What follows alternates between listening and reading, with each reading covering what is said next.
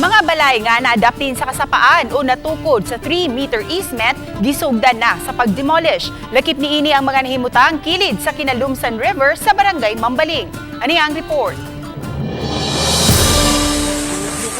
Ato sa pagbundak sa ulan atong niaging semana, usa ka balay ang gianod sa Kinalumsan River aron dili na masubli pa ang nahitabo. Gihamwara na sa dakbayan sa Sugbo ang may struktura daplin sa kasapaan. Gipatuman kaganina buntag ang clearing operation diin 17 ka mga Pinoyanan ang gipangguba.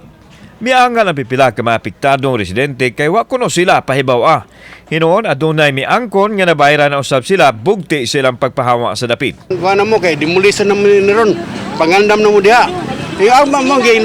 Mo gina nga.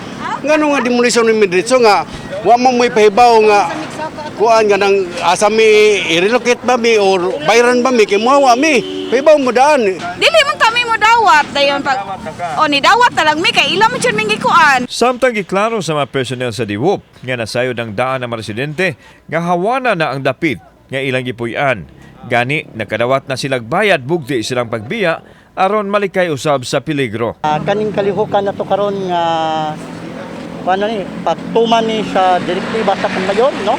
Nga i-clear na gyutong mga naa sa danger zone area. So, ang uban ani nakadawat nag 35,000 kay tas ani siya due sa atong mga materials karon nga nang mahal na sa ang prices so nahimo siya 35,000. Samtang hatagan og temporary shelter ang mga napiktuhan sa clearing operation ug andam usab ang city government mutabang kanila pagpapauli sa probinsya. Kauban si Cleofer Lumayag, ako si Alan Domingo. Balitang Bisdak.